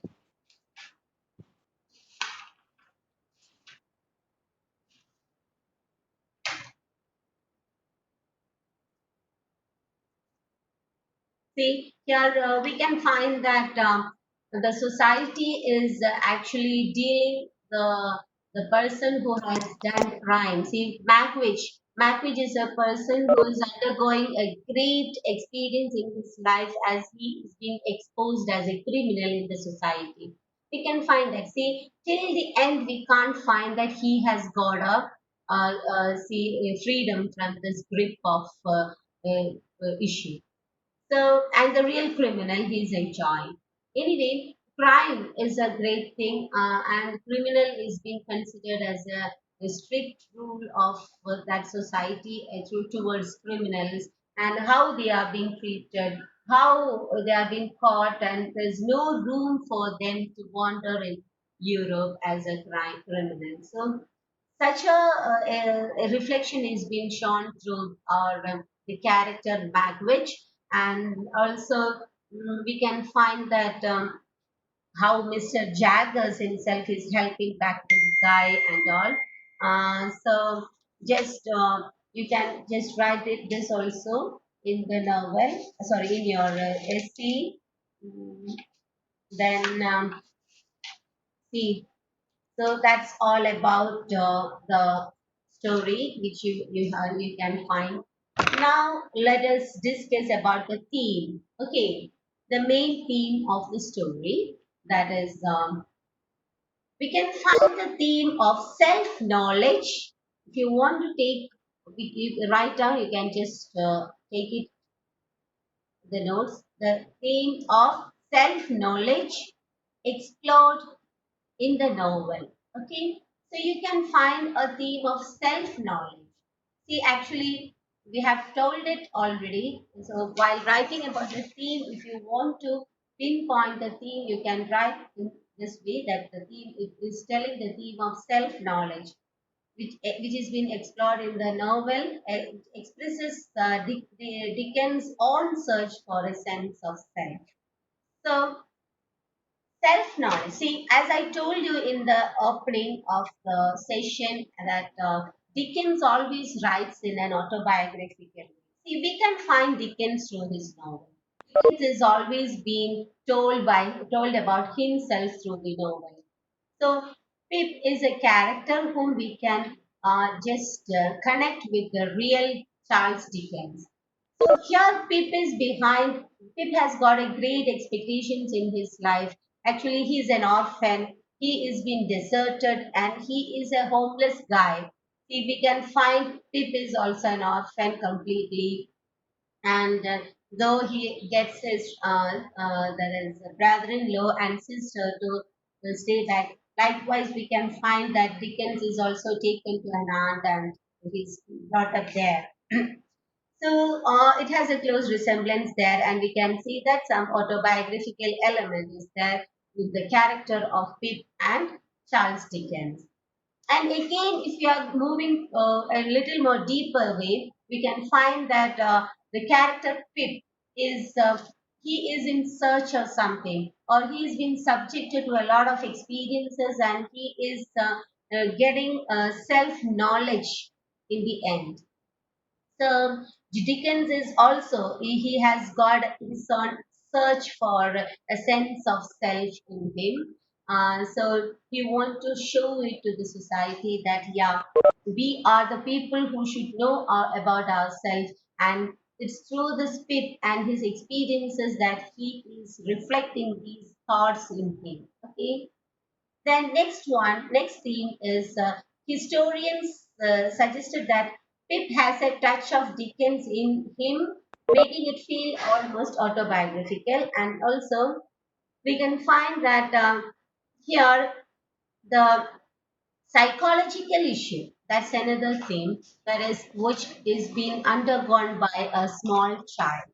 See, a small child is being brought up without any backup of a parenting. We can find and he is being subjected to the society which is very open to the experiences in a first hand way. Okay, so we can find that he's all alone. He is taking the things in his own way. Nobody is there to give him good parenting, and only the experiences from the society, the first hand experience from the society is making him the pimp. Okay, so that is building up the say the wrong expectations in him, and he's behind his expectation throughout his life. His young age is being spent for all these expectations, and in the end we can find that see nothing is being gained by him. See, just in any way, fortunately he could get back his love, because but that also in a very late age. But so here the narration, actually, you should find that you should write that in your essay that the narration is done by Pip. As I told in the opening of the session, the narration is done by Pip, and he is narrating this particular novel at the age of 57. So Pip is grown up here, and Pip means Phillips. Okay, his real name is Phillips. So Phillips is the grown up person here, and he is narrating this story, and by recollecting back his childhood and the ways how he experienced and the ways how he was exposed to the society and could find himself or could find a self realization or could get a self knowledge of himself through this open experiences of society. So at the age of 57, he is telling a story to us. Okay, so this storytelling is happening by the old in the old age stage, and he's taking us to the through right from the childhood. He's just tracing the trajectory of the stages of the Pip is being given here. So by this we can find that the we can find that the whole psychological issues of a child, that is who is not being guided and who is being subjected directly to the society, will be getting fascinated to the beauty, the external beauty of society. See, the external beauty of Estella is being attracted by him. He couldn't find the real lover, Biddy. See, because the fascination or the world of fancy, the fanciful world is being attracted by people. So, coming back to the society, okay, let us connect this psychology to the sociology, that is the society in which people lived, or the Europe, or the England, which we can find at the Victorian age or the late Victorian age, is such a, as I told you, it was an age when Queen Victoria reigned, and it was an age of flourished age of England, that a lot of opportunities were there, not only for jobs, all the whole opportunities were open for everybody. It was a merry making society which we could see. Okay, so and the social upgrading was happening, and we can find a upward movement of the social mobility at that time in Europe. So this particular upgrading are giving a lot of fascinations or fantasies, or see, we can say a fanciful life is being um, shown up or is being say presented by the society for a boy who is starting to learn life. Okay, so it is very true that obviously the boy will be attracted to the fascinations or to the fantasies or the fancies which he's being subjected. So that's a good comment which you can give upon about Pip. And Pip is going and getting attracted to that you can see the outward beauty of whatever he's seeing. See, he got attracted to Estella, though she has got a very proud and hard mind in her, and her character was very fallen one. She always insults him.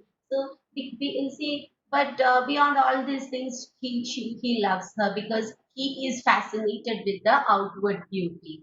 Then when he goes to London, we can find that see there he is getting fascinated with all the entertainments and coziness and all the whole way of life in the London, and he is just getting attracted to it, and he's enjoying it and spending. He becomes a spendthrift.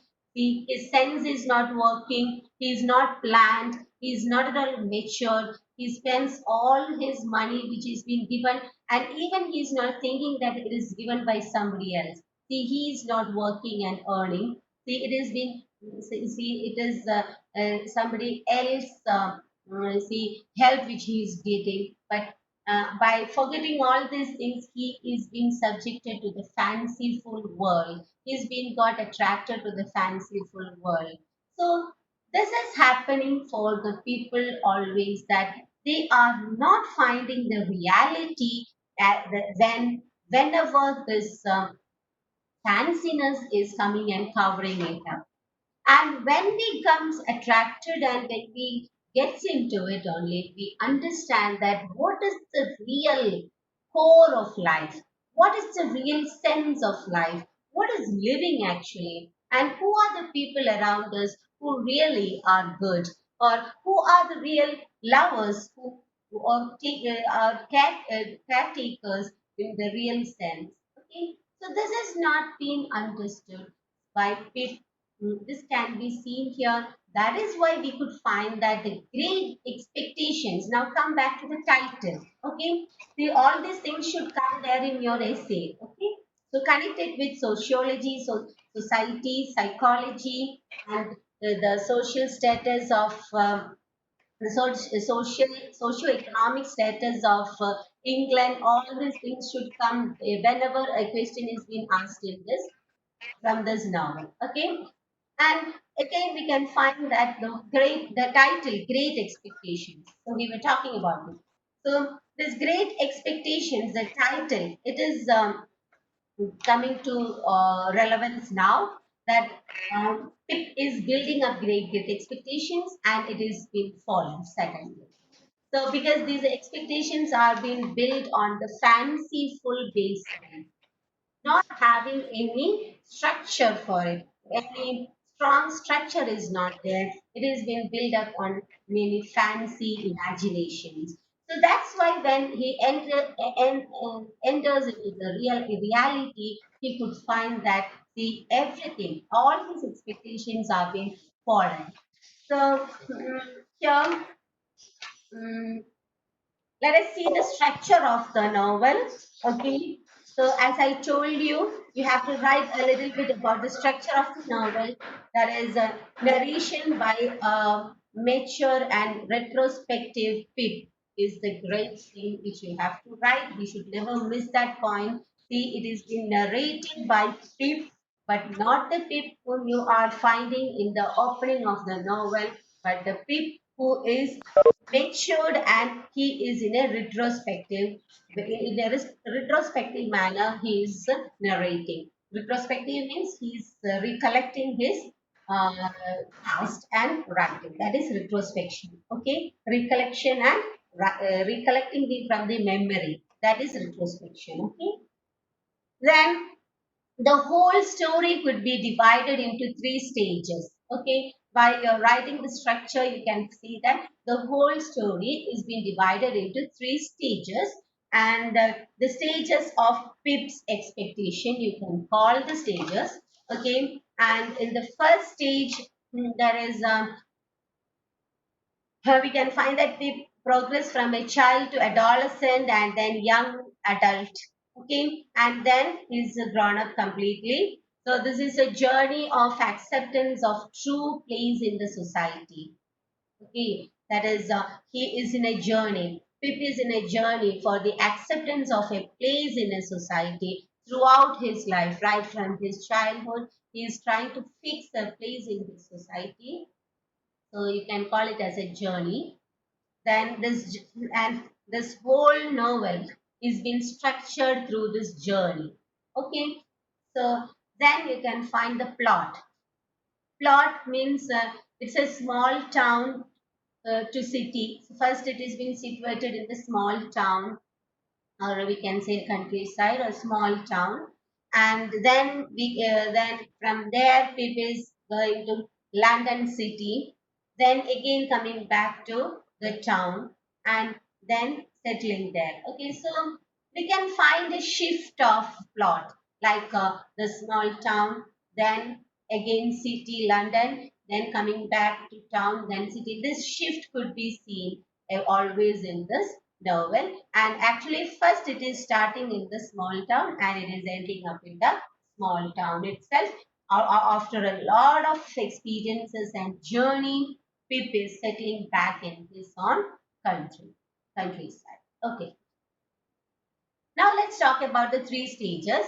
In the first stage, we can see there is first stage actually introduces all the major characters. Okay, the first stage of the, so we are dividing the novel to three stages here, and in the first stage you may see that the whole major characters are being introduced, and Pip is introduced. His situation and context are developed fully. Okay, he's been introduced, and a small incident is being talked about when they meet Magwitch, when he meets Magwitch, and then after that his situations and full context are developed completely.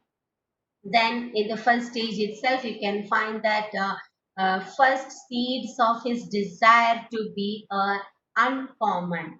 Okay, that is the first seeds of the desire to become gentleman, or the desire to become uncommon, you can call it like that. That was the first feeling. Okay, because he could find himself as a common man. He is not at all different from different, or he can't pinpoint himself in the society. So he want to be uncommon, and he want to be get attracted in the society by people, especially Stella. And for that he is trying to become a gentleman. So that seed, the seed is being sown in this first stage, and inherit a huge fortune. And in the first stage itself, we can find that he is inheriting a good fortune by the help of Macwitch actually, but he is getting a notion that it is Miss Havisham. Then he becomes a spendthrift. Again, he completely becomes a spendthrift and believes that he is living up to his great expectation. So this is the first stage. Okay, but and he goes to Estella, and but Estella as an expectation gets off, uh, and see, she is rejecting and he's getting shattered. So this is the first stage. See, here we can find that what he is being explained, what is Pip, what is his childhood, what is his the context in which he is living and all, and his manner of living. Then the first seed which he has sown inside him to become uncommon, or to become the, say what to say, to become a gentleman is being sown in this particular stage, and he gets and he builds up a great expectation inside him to become a gentleman, and this and he gets a good opportunity for that by the help of the see the financial help which he is getting from an anonymous person, which we could find discover as Macwitch in later in the novel, but it is an anonymous person. And again, his expectation, he's beefing up, he's building up his expectation by knitting this to Miss Havisham and thinking that, yeah, his another expectation is that is the main aim of his expectation is marrying Estella and becoming a gentleman. So he's expecting, now he feels that as he is dreaming of so he feels that Havisham is the person who is pending for him. So he fixes in his mind that yeah, he will get Estella. And again, from London, he's becoming a spendthrift and he is exposed to every qualities of life. And thus he feels as if now, yes, I am enjoying the great expectation. Okay, so this is the first stage of his great expectation, as that he is living as if he has got his expectation. And in the second stage, while if you are talking about the second stage, his we can find that he has changed to a gentleman, and he is bringing up as himself as a gentleman living there in London.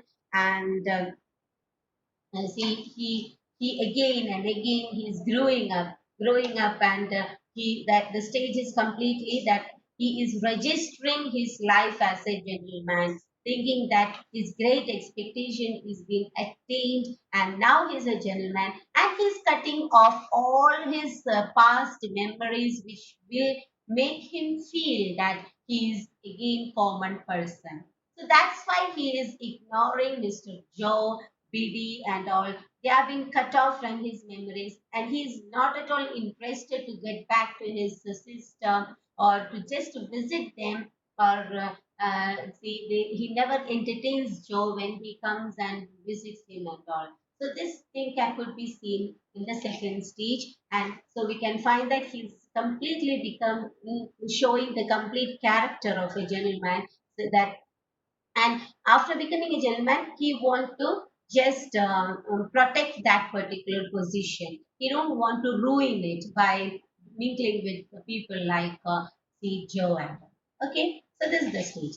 And the third stage, this is a wonderful stage which makes him realize that what the real life is. Okay, and also to realize that actually the notion in which he is living, and the notion in which that he believes that, yeah, I'm enjoying great expectation, actually it's not the real thing. Okay, so in this stage it is in the third stage that Macwich is coming and visiting, and he discloses that he is the person who is helping, so all the expectations are broken here.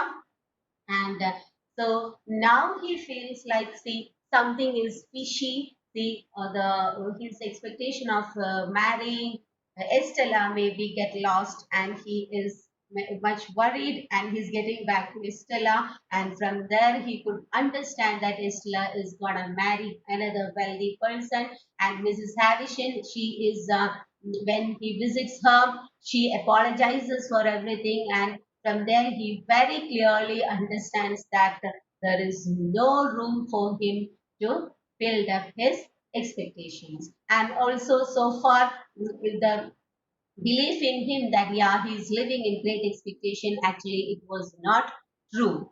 Okay, and so in this third stage, we can find that complete collapse of Pip's great expectation, making him realize that how false are these expectations. Okay, so that has been realized. This how false he was. Okay, then the old and false expectations are replaced in this third stage. Very important point, that is the old expectations and the false expectations are replaced by new one and matured perspective of life. Okay, so here we can find that Pip is getting back to the reality, and he is getting rid of all these false notions and false expectations, and in whatever imagination he was living, that is the false great expectations, all these things are getting rid of from his character or personality, and we can find that he is developing a sense of respectability and responsibility now, and he could open up his eye and build up a new life by getting back to his countryside and visiting his Joe, his family, and just enjoying their happiness.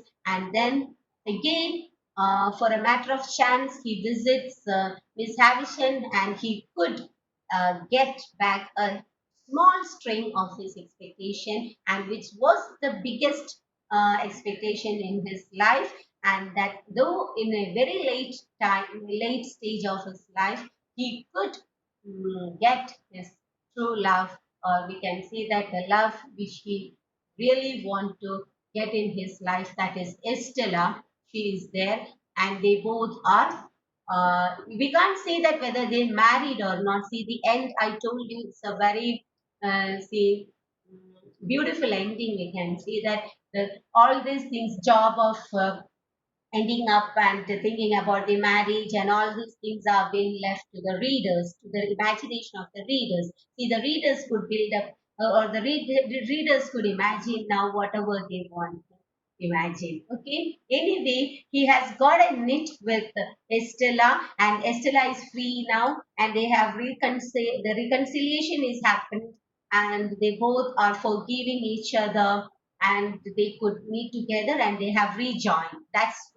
That we can see, and all the other stuffs of ending up a story with a with its all explanation about the settling back of the hero and heroine. All these stuffs are being left back to who left to the imagination of the reader. Okay, so this is the beauty of the ending. Okay, so we can find that that's the beauty. Okay, so do read this novel and you can enjoy. I'm sure. I think I have given you the complete stuff now to write. And now, what I suggest is that please don't keep this study material apart. See, now I have given you what is not there in the textbook, and also we have just discussed in a see discussed about what all things are written in your textbook also. Some will see some important points are there, critical appreciations are there. So please do read. See, I have told when I was explaining, I have mentioned the pages which you have to stick on with.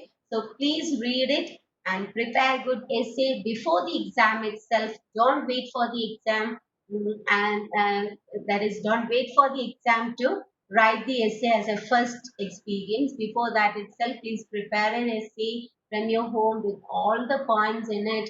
And whenever you are, again, let me remind you that whenever you are writing an essay means whenever you are answering to a question, see, you have to uh, write an introduction, and in that introduction, you should say that from which novel it has been taken, who has written, and what is the background of the novel and all. And just mention about the theme. Then in the next para onwards, you can enter into the answering of the question. And while you're answering, you can travel through all these areas, all these themes and areas of, as I told you, socio-economical theme of society, the background of the society, the stage of England, and also the see. So then I told you about the psychological aspect and the gentlemanliness, the character, the culture which was prevailed at the time of Victorian age,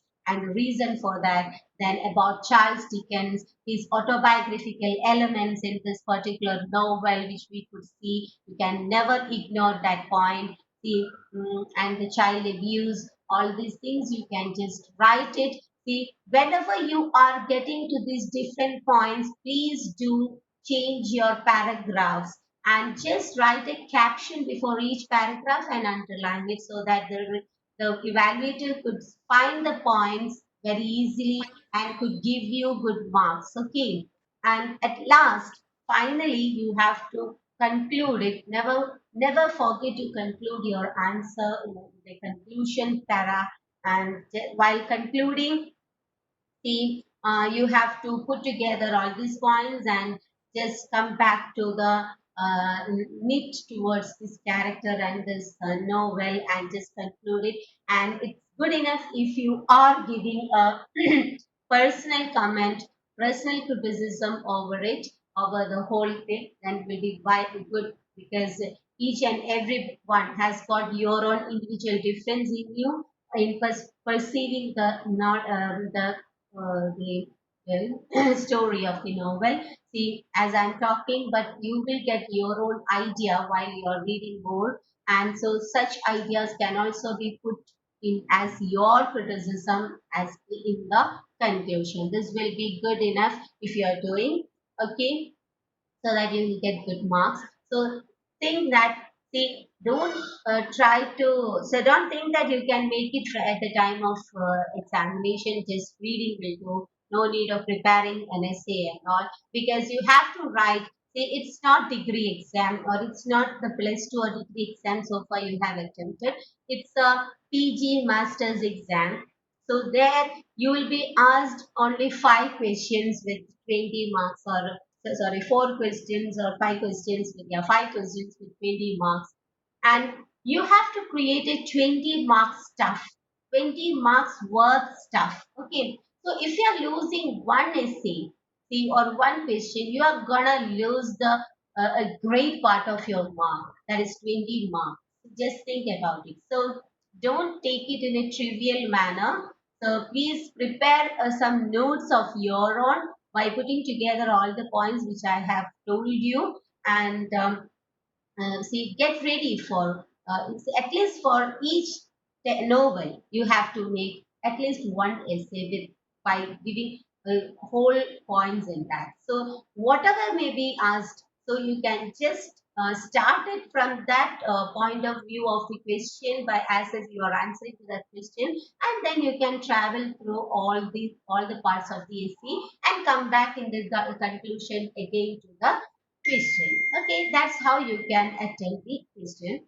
So, so if you want to get the needed stuff, or to make a good essay for this 20 worth for 20 marks, then it's not a good. See, it's not easy to get all the points from there itself, from the examination time itself. So please do the practice which I am advising, and please prepare a essay. Okay, and before forgetting all these things which we have discussed, please, it will be well and good that you are preparing the essay in today night. It's before the end of this day itself, because tomorrow we'll be discussing on another novel.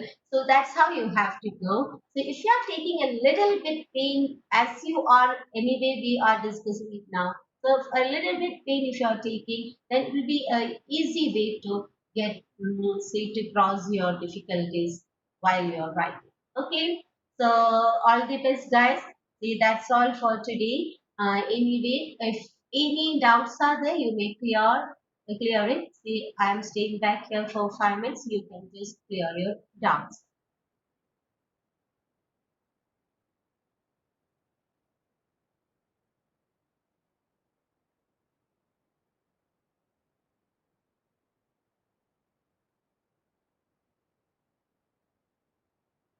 Hope you have put your attendance, all of you, in the chat box. Don't forget to do that.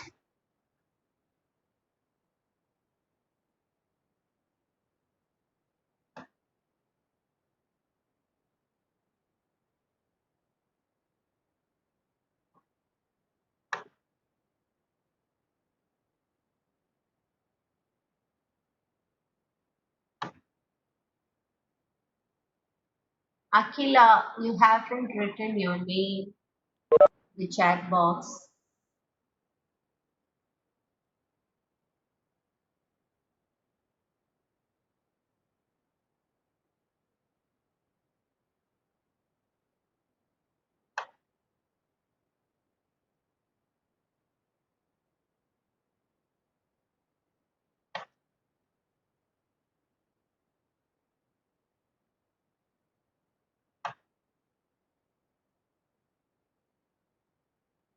So you have to just, Akila, you can write your name on the, you just click your chat box and you can write your name there, okay?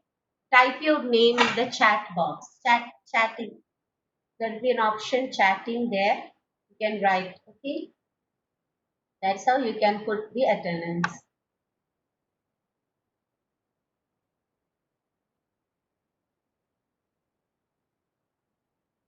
See, you can write your name on the chat box, or else I'll just note your name, okay? Akila.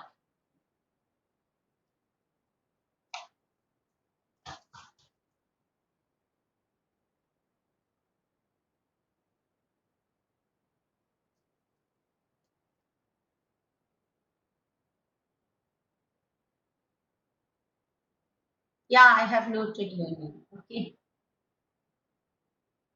Akila, I have noted your name. Don't worry. Then, any doubt about your this novel or something which we have learned so far? See, you can clear your doubts on what the earlier subjects and all. Okay, so please go through it. See, doubts will be there for only for them who are learning. Okay, so please don't just overburden by listening the things. So please do try to read and learn it and take into your memory or take into your long-term memory. Okay, then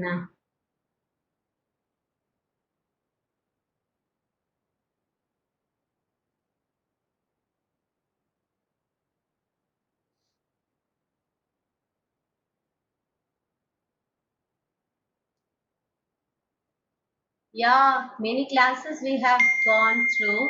Akila, where were you? You are not there in the group.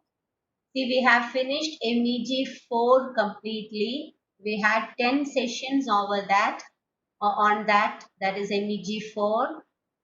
Then again, now we have reached here also, 4 sessions is already over. So totally 14, this is the 14th session, 14th session which we are dealing with.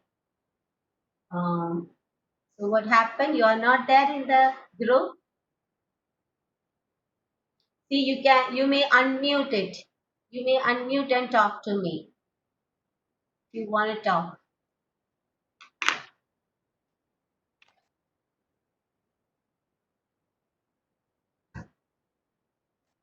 Hello.